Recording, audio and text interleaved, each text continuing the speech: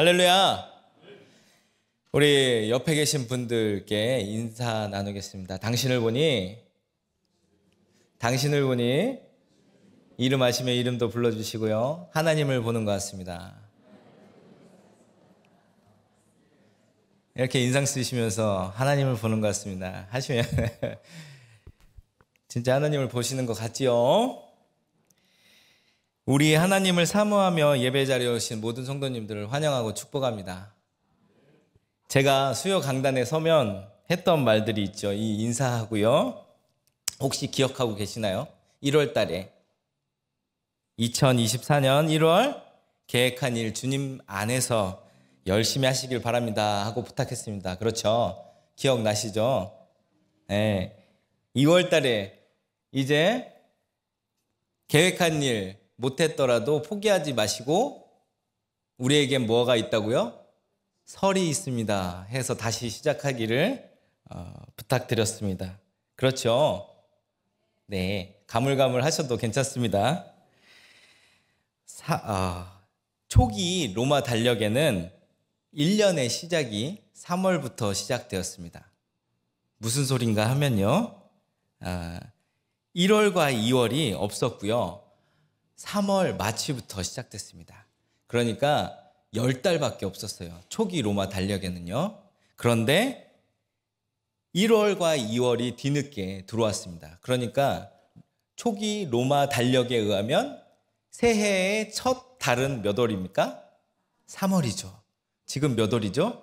3월이죠. 새로 시작하시면 됩니다. 포기하지 마시고요. 올 초 계획했던 모든 것들 다시금 시작하는 3월이 되셨으면 좋겠습니다. 그림 하나 보겠습니다. 네, 하나는 유대교 써져 있고요, 하나는 기독교 써져 있습니다. 타나크라고 써져 있고요, 기독교는 구약 성경이라고 써져 있죠. 내용이 같을까요? 다를까요? 같습니다. 하나는 유대교에서 쓰는 성경이고요, 이쪽에는 우리가 보고 있는 구약 성경입니다. 내용이 같습니다. 다음 그림이요. 왜 타나크라고 하냐면요, 율법서, 토라, 네비임, 케투빔, 예언서, 성문서 앞글자를 타서 타나크라고 합니다. 그러니까 유대교가 읽고 있는 성경은 우리의 구약 성경이라고 생각하시면 됩니다. 그런데 무엇이 다를까요? 우리가 보고 있는 성경과 구약 유대교인들이 읽고 있는 타나크의 다른 점은 바로 먼저 권수 차이에 있습니다. 권수가 타나크는 더 적습니다. 왜냐하면 우리 사무엘 상하, 열왕기 상하, 역대기 상하 이렇게 나눠져 있는 게 한 권씩 한 권씩으로 돼 있고요, 느헤미야, 에스라가 한 권으로 돼 있고요, 그리고 소선지서 12권이 한 권으로 돼 있습니다. 그리고 다음이요, 이렇게 율법서가 앞에 배치돼 있고요, 그 다음에 예언서가 중간에 배치돼 있고 마지막으로 성문서가 배치돼 있어서 하나님의 일하심이 구약 모든 내용에서 끝났다고 이렇게 정리를 합니다. 삼각형으로 구성되어 있어서 뭔가 이렇게 안정적으로 보이죠. 그러니까 유대인들은 신약이 필요 있을까요? 없을까요? 필요 없습니다. 그 얘기는 무엇이냐? 유대인들에게 예수는 필요 없는 존재라는 거죠. 그런데 기독교는 어떻습니까? 다음 이미지요. 모세오경, 역사서, 시와 지혜, 그리고 끝에 예언서가 나와 있습니다.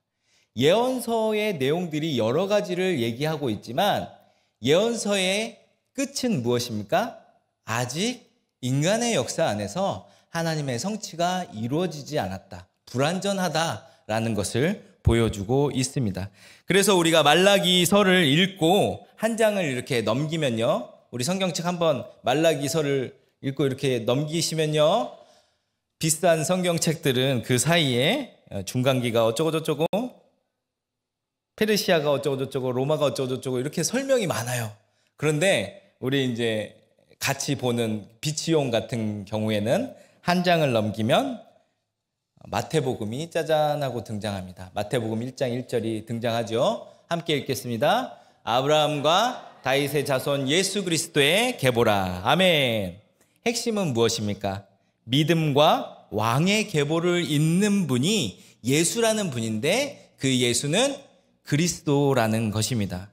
그러니까 구약에 우리 기독교는 아까 구약이 완성되지 않았다고 했죠.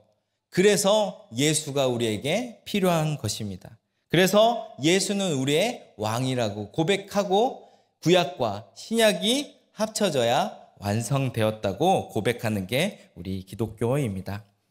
오늘 제목은 표적을 향하여 라는 물음과 다짐에서 시작합니다. 물이 변하여 포도주 된 것을 요한복음은 기적이라고 하지 않았습니다. 요한복음은 표적이라고 하였지요. 그러하기에 표적을 우리가 잘 알아야 됩니다. 표적이 무엇인지 알아야 표적을 향해 나아가지 않겠습니까? 여러분, 표적은 무엇입니까? 오늘 요한복음이 말한 표적은 무엇입니까? 교회에서 이렇게 질문을 하면 하나님, 예수님, 성령님 얘기하면 99.5% 정도는 정답입니다. 이 부분에서 웃어주시던데.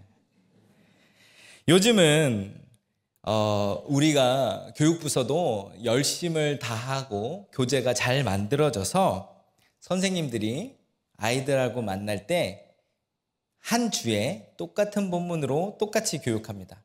그런데 제가 어린 시절 교사도 했었고 총무도 했었을 때는 이러한 교재들보다는 선생님들의 자율적으로 말씀을 아이들과 나누는 경우가 많았습니다.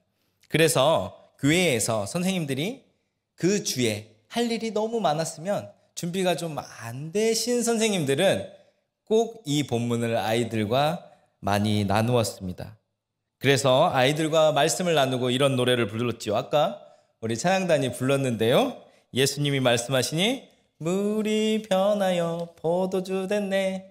예수님 나에게도 말씀하셔서, 여기가 중요합니다. 새롭게 짠짠 새롭게 짠짠 변화시켜 주소서 한번 하고 다시 반복하죠. 옆 사람을 보고 새롭게 변화시켜 주소서. 한 번도 안 해보셨나요? 아마 여기 계신 성도님들도 교사를 해보셨으면 오늘 본문을 아이들과 나눈 기억이 있을 것입니다. 그러니 여러분, 오늘 말씀의 표적은 무엇입니까? 라고 물어보면 물이 변하여 포도주 된 것이 표적입니다 라고 대답할 수도 있습니다. 맞습니다. 포도주가 있어 혼인잔치가 망하지 않고 잘 이루어졌다라고 말하실 수도 있습니다. 맞습니다. 하인이 믿음을 가지고 떠다 준 것이 표적입니다 라고 얘기할 수 있습니다. 맞습니다. 예수님이 해라 하니 했고 주라 하니 주니까 역사가 일어났다. 이것도 표적입니다. 맞습니다. 다 맞습니다. 이 다 맞는 것에 공통적인 것이 하나 있는데요. 그게 바로 예수입니다. 예수라는 분이 하나님이라는 것을 알리기 위해서 물이 변하여 포도주가 되었고요. 혼인잔치가 성대하게 이루어졌고요. 하인들의 믿음을 보았고요. 헤라에서 했더니 되는 것을 우리가 목격했습니다. 바로 표적은 예수님입니다. 오늘 말씀의 표적이라고 말한 단어는 세미온이라는 말인데요. 이는 표시하다, 가리키다 라고 쓰이는 말입니다. 그리고 이에 더해 세미온은 구별되어 알게 하는 독특한 표시입니다. 다시 말해서 우리가 이렇게 앉아 있잖아요. 특히 논산훈련소 한번 가보시면 내 자식도 잘 구분을 못할 정도로 뒤에서 보면 다 똑같이 생겼습니다. 똑같은 군복에 똑같은 애들이 똑같이 걸어갑니다. 그런데 그 중에서 독특하게 표가 나는 것을 세미온이라고 합니다. 그러니까 보기만 해도 알 수 있는 것을 표적이라고 하지요. 세상의 그 어떤 것과도 하나님이 보내신 선지자들과 다르고 구별된 표시라는 것이 오늘 말씀의 중요한 포인트입니다. 즉 오늘 표적은 예수는 그리스도라는 것을 읽는 우리에게 알려주고 있습니다. 요한복음은 이 세미온 단어를 예수님의 기적에 사용하여 하나님의 아들이 우리에게 오심을 표현하고 고백하였습니다. 예수는 그리스도라고 외쳤습니다. 예수는 우리의 구원자라고 고백했지요. 세상의 왕과 다른 화목제로 오심을 알리고 있습니다. 2주 전에 최박 목사님이 우리 5절까지 기대라는 주제로 말씀을 전했지요. 그때 6절에서 12절까지 제가 이어서 하면 연결도 되고 표적을 우리 성도님들이 알 수 있겠다라는 생각을 했습니다. 그래서 우선 6절부터 12절 사이에 나오는 인물들과 상징들과 사건들을 자세히는 보지 못하고 간단하게 보겠습니다. 먼저 성경에서 혼인잔치들이 나오면 이 혼인잔치는 실질적으로 혼인잔치이면서 하나님과 사람의 관계를 뜻합니다. 그것을 대표적으로 우리에게 보여주고 있는 게 호세아서지요. 호세아를 통해서 하나님과 이스라엘의 결혼 관계에 있어서 하나님이 어떻게 일하시는지 보여주고 있는 것입니다. 그렇기에 오늘 본문의 혼인잔치는 혼인잔치이면서 천국의 잔치를 보여주고 있는 것이고요. 오늘 살아가는 우리에게는 천국의 잔치는 바로 지금 여러분들이 앉아 계신 이 예배의 자리입니다. 그러니까 오늘 가나 혼인잔치, 즉 천국의 잔치, 즉 예배의 자리는 세례 요한이 자신의 뒤에 오실 분을 고백한 그 시점 1장 27절 고백 후에 7일이 되는 날이었습니다. 7 하면은 잘 아시죠? 7, 완전한 숫자입니다. 그러니까 오늘 가나안 혼인잔치는 완전한 잔치입니다. 7이 왜 완전한 숫자입니까? 3은 하나님을 뜻하는 수고요. 4는 동서남북 세상을 뜻하는 수입니다. 그래서 하나님이 만드신 세상과 하나가 되었을 때 완전해지는 것입니다. 그래서 3과 4가 더해지면 7이 되고요. 3과 4를 곱하면 몇이 되죠? 3, 4, 네, 수학 잘하시네요. 12. 12 하면은 12지파 생각나고요. 12제자 생각나죠. 그래서 이스라엘 백성들은 7, 12를 좋아하는 것입니다. 성경에 그리고 이튿날 이렇게 3번 나오죠. 성경 보시면 그렇게 나옵니다. 그 다음에 또 이튿날 해도 가나안 혼인잔치가 아니라 사흘째 되던 날 이렇게 합니다. 사흘이라는 3일의 숫자는 성경에서는 변화의 시간이며 회개의 시간이고 깨끗해지는 시간이며 죽음에서 부활하는 시간입니다. 그런데 이런 완전한 날 가나안 혼인잔치의 입구에는 무엇이 있었습니까? 6절 함께 읽겠습니다. 시작. 거기에 유대인의 두세 통 드는 돌 항아리 6을 놓은지라. 아멘. 유대인의 정결 예식 그리고 돌 항아리 6이 나옵니다. 요한복음의 저자가 말하고 싶은 것은 무엇일까요? 유대인의 정결 예식은 불완전하다입니다. 불완전하다는 것을 확실하게 알려주기 위해서 돌 항아리 몇 개요? 6개. 7개가 아니라 불완전한 6개를 놓았다고 전하고 있습니다. 유대인의 정결 예식은 무엇을 위해 존재합니까?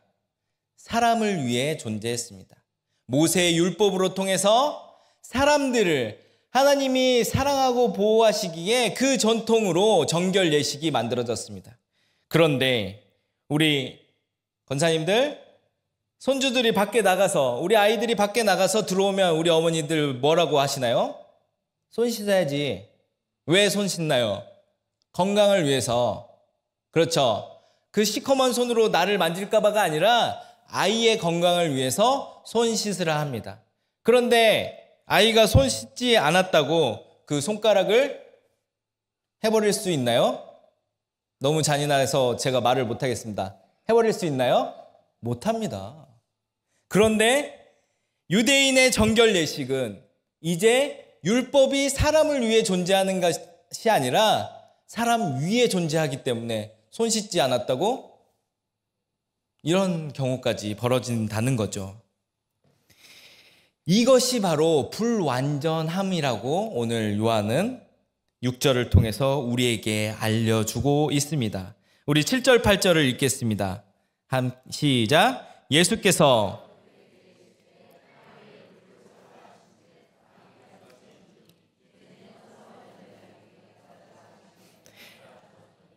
아멘. 그런데 우리의 예수님은, 우리의 왕이신 그리스도는 이런 불완전한 것을 사용하셔서 오늘 천국잔치를 이루십니다. 하인들에게 항아리의 물을 채우라 했지요. 어느 정도 채우라 하십니까? 그냥 채우라 하셨습니다. 그런데 믿음이 좋은 우리 하인들은 아귀까지 채웁니다. 그리고 떠서 하객들에게 가져다 주라 하시니 어떻게 했나요? 떠서 연회장에게 갖다 주었습니다. 또 하인들은 아무 저항 없이 가져다 주지요. 예수께서 불완전한 것을 사용하셔서 기쁨과 완전함으로 바꾸시는 과정이 잘 표현되어 있습니다. 우선 이 과정을 이루기 위해선 예수님의 권위 있는 명령이 있어야 합니다. 바로 채우라, 가져다 주라입니다. 옛것으로 돌아가지 않기 위해 늘 기도하는 우리 성도님들, 돌 항아리와 같은 정결 예식을 위해 우리가 살아갈 수도 있습니다. 나는 아닌데요? 라고 생각하실 수도 있는데, 하나님께 드리는 예배가, 하나님께 드렸다고 착각하는 기도가 어느 순간 내 형제를 정결 예식과 같이 정결 예식의 사고, 사람을 위한 마음이 아니라 그의 잘못을 드러내기 위해 사용된다는 것이죠. 그러나 그러한 우리의 마음조차도 예수님께서는 돌 항아리처럼 사용하신다는 것입니다. 그러기 위해 우리는 무엇을 해야 됩니까? 바로 혼인잔치에 참여해야 됩니다. 아까 혼인잔치는 뭐라고 했죠? 흘러 그 전통이 예배, 10분 전에 얘기했어요. 예배. 이게 혼인잔치는 혼인잔치고 예배는 예배지, 뭔 혼인잔치가 예배요, 이런 마음 혹시 생각하시는 건 아니죠? 네, 다시 본문으로 돌아가세요. 여러분에게 우리 주님이 채우라 하십니다. 돌 항아리 같은 우리에게 채우라 하십니다. 무엇을 채우라 하십니까? 무엇을? 물을 채우라 하십니다. 말씀을 채우라 하시죠. 우리가 사실 지금을 살아가고 있는 우리는 하나님을 알아가는 것, 하나님이 이 땅에 인간으로 오신 예수님을 알아가는 것은 우리 성경 말씀밖에 없는 것 같아요. 그래서 우리가 말씀을 우리 안에 채워야 변화가 일어나는 것입니다. 주님 닮은 사랑을 그리고 주라 합니다. 그런데 여기에서 물을 채운 당사자들은 누구인가요? 하인이죠. 하인은 성경에서 둘로스라는 표현으로 많이 사용됩니다. 둘로스는 자기 의지가 없는 정말 노예 하인을 말합니다. 그런데 오늘 본문에는 디아코노스라고 원어가 되어 있습니다. 디아코노스는 하인 개념보다는 협력자의 개념입니다. 서비스를 해주러 온 사람이죠. 요한복음에 예수의 사역에 자주 등장하는 하인 디아코노스, 오늘 협력자들은 예수님의 말을 아무 의심 없이, 아무 저항 없이 따라 주었다는 것을 우리에게 보여주고 있습니다. 우리는 우리의 자의식을 가진, 우리의 생각을 가진 우리 신앙인들도 예수님께서 말씀하시면 그대로 따라야 된다는 것을 우리에게 보여주고 있습니다. 사실 오늘 본문은 오늘 혼인잔치가 누구의 혼인잔치인지는 궁금해하지 않습니다. 오늘 저자는 표적이 예수 그리스도이고 예수 그리스도의 표적은 무엇인가에 관심이 있고 초점이 있습니다. 그런데 저는 되게 궁금했습니다. 오늘 잔치 도대체 누구의 잔치일까 하다 보니까 짧게 지나가겠습니다. 위경에 콥트어 복음이라는 게 있는데요. 가나안에서 결혼식이 거의 이런 문구가 있습니다. 해가지고 누이가 마리아였다. 짧게 정리하면 마리아의 동생 살로메의 아들, 오늘 복음서의 저자인 요한입니다. 그의 결혼식이라고 하는 것이지요. 중요하지는 않습니다. 그래서 무엇을 얘기하고 싶냐면요, 오늘 신랑인 요한이 우리에게 알려주고 싶었던 것은 오늘 혼인잔치는 누구의 혼인잔치냐가 아니라 오늘 혼인잔치에서 예수님이 우리에게 보여주신 것이 예수님은 우리의 왕, 우리의 그리스도라는 것을 전한다는 것입니다. 9절 10절 읽겠습니다. 시작. 연회장은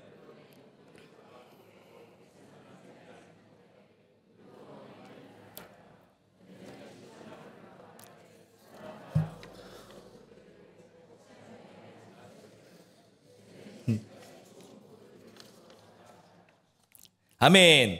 여기에 중요한 말씀이 있습니다.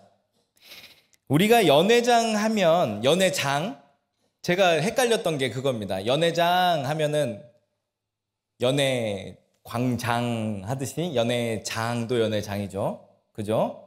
연회장 하면 연회의 모든 것을 주관하는 대장일 연회장이라고 하죠.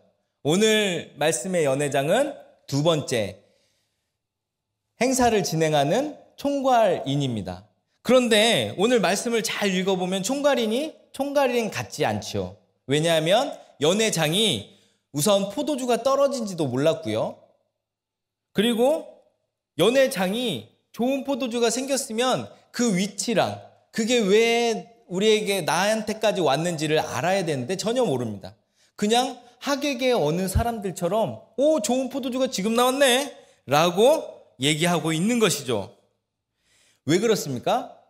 읽는 우리에게 연회장을 통해서 하나님과 세상 권력이 다름을 이야기하고 있는 것이죠. 다시 말해서 이스라엘 사람들이 생각하는 연회장은 모든 행사를 주관하는 연회장이어야 되는데 오늘 우리에게 보여주는 연회장의 모습은 어떤 연회장이냐면요, 로마의 연회장이라는 것이죠. 로마의 행사의 연회장은 다른 것은 다 몰라도 됩니다. 그런데 헌주사, 포도주를 마실 때 잔을 들고 로마 황제를 칭송합니다. 이 포도주는 누가 주셨다? 로마의 황제 시저가 우리에게 주셨습니다. 감사하고 마십시다 라고 큰 소리를 외치는 게 로마의 연회장의 임무였습니다. 그런데 오늘 본문을 보시면 연회장의 모습이 그와 같지 않습니까? 하인에게 갖다 주라 하니까 하인들이 사람들에게 갖다 주는 게 아니라 연회장에게 먼저 갖다 줍니다. 왜냐하면 처음 개봉한 포도주를 연회장이 마셔야 하는 전통은 로마의 연회장이기 때문입니다. 그래서 이 연회장은 신랑을 칭찬을 했지요. 사람들은 좋은 것을 먼저 주고 정신이 없었을 때 좋지 못한 것을 내어주는데 오늘 혼인잔치는 그전보다 더 좋은 것을 주었다고 고백합니다. 아까 연회장은 어떤 모습이라고 했죠? 로마의 연회장이라고 했죠? 그러면 이 연회장이 얘기하는 것은 무엇입니까? 세상의 권력, 세상의 왕들은 처음에 만났을 때 우리에게 좋은 것을 줍니다. 그리고 점점 더 나의 권위 안에 있다면, 내가 이제 그들을 컨트롤할 수 있으면 점점 더 좋지 않은 것을 줍니다. 그런데 우리의 왕 예수 그리스도는, 우리의 왕 하나님은 어떻습니까? 처음에도 좋은 것을 주셨고 점점 더 무엇입니까? 좋은 것을 주셨습니다. 결국에는 무엇까지 주셨습니까? 아들까지 우리에게 주셨다는 것을 오늘 말씀을 통해서 우리에게 알려주고 있는 것입니다. 이게 바로 우리에게 알려주는 표적입니다. 11절 함께 읽겠습니다. 시작. 이 표적을 갈릴리 가나안에서 행하여 그의 영광을 나타내심에 제자들이 그를 믿으니라. 아멘. 첫 표적이 일어났습니다. 요한복음에는 7가지의 표적이 나오는데요. 오늘 가나 혼인잔치, 왕의 신하의 아들을 고친 것, 5장에 38년 환자를 고친 것, 6장에 오병이어 무리를 걷는 것, 9장에 눈먼 사람을 눈뜨게 한 것, 11장에 죽은 나사로를 살아가는 이 표적 7가지가 있는데요. 오늘 첫 번째 표적을 통해서 우리에게 보여주는 것은 무엇입니까? 그의 영광을 나타내셨다입니다. 영광 나타내는 게 뭐 대단한 거예요? 이 당시 때 영광이라는 단어는 누구한테만 사용했습니까? 바로 왕에게만 사용한 단어입니다. 아무에게나 사용하지 못해요.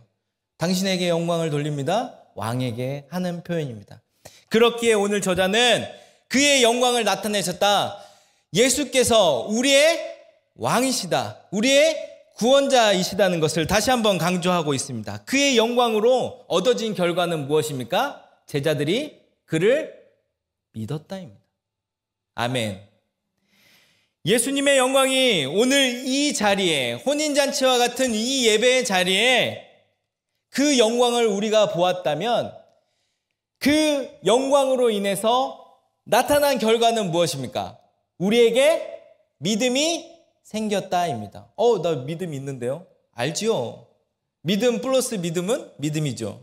믿음이 더 강해졌겠지요. 예수님의 표적은 그 영광으로 그를 믿게 하셨다입니다. 이게 오늘 첫 번째 표적입니다. 12절 함께 읽겠습니다. 그 후에 예수께서 그의 어머니와 형제들과 제자들과 함께 가버나움으로 내려가셨으나 거기에 여러 날 계시지는 아니하시니라. 아멘. 끝에 여러 날 계시지는 아니하시니라 하니까 문장이 조금 이상해지는데요. 가버나움에 가셔서 잠깐 머무르셨다라고 생각하시면 됩니다. 그래서 12절은 누구와 함께하는 게 중요합니다. 그의 어머니, 그리고 그의 형제, 그리고 제자들과 함께 예수님께서 이제 복음, 예수라는 분이 우리의 왕이시다는 그 소식을 전하기 위하여 가버나움으로 가셔서 충전하셨다로 이해하시면 되겠습니다. 사랑하는 전주 안디옥교회 성도 여러분, 짧은 말씀 안에 여러 상징들과 이스라엘의 역사적 배경이 담겨 있어서 사실 시간상 깊이 나누지는 못했습니다. 왜 포도주인가? 왜 변해야 되는가? 또 구약의 출애굽기나 열왕기의 이야기들이 더 깊이 나눌 수 있는 것들이 있습니다. 그러나 중요한 것은 예수로 인해서 오늘 혼인잔치가 완성되었다는 것입니다. 예수로 인해서 우리의 예배가 완성된다는 것입니다. 예수님이 보여주신 영광은 이것이며 이 고백으로 인해 제자들의 믿음이 생긴 것처럼 제자의 모습으로 살려고 다짐하는 우리에게도 믿음을 주신다는 것입니다. 예수님은 오늘도 성령을 통하여 우리에게 말씀하십니다. 채우라. 그리고 갖다 주라. 여러분, 우리에게 무엇을 채우실 겁니까? 성경의 하인들은 아귀까지 채웠다고 고백합니다. 우리의 마음속에 예수님께서 채우라 하신 것을 아귀까지 채우시길 바랍니다.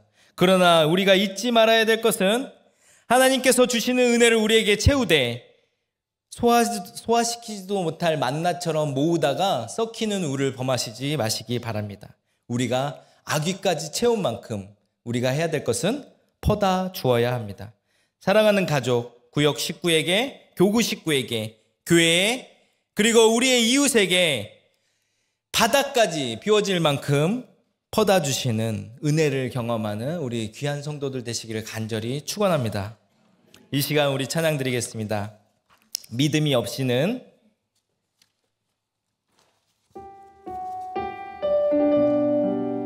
우리에게는 믿음이 있습니다. 우리에게 채워진 모든 것들을 퍼다 주면 다시금 우리 주님께서 채워주실 것을 믿습니다. 이 믿음 가지고 오늘 이 찬양 함께 고백합니다. 주님, 제 마음이 너무 둔해서 주님을 볼 수 없습니다. 이 땅에 속하여 이 땅만 보다가 주님 손을 놓쳤습니다.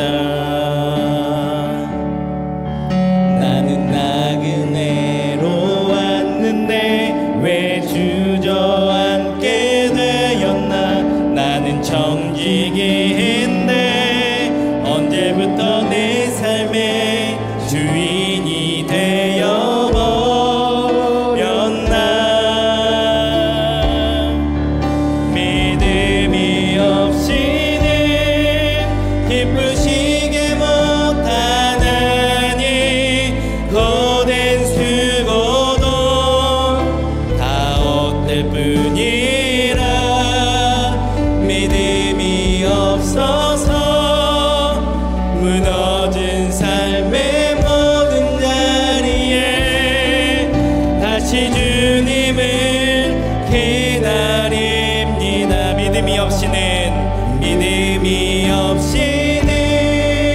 기쁘시게 못하나니 주를 찾는 자 반드시 만나리. 믿음이 없어서 무너진 삶의 모든 자리에 다시 주님을 기다립니다.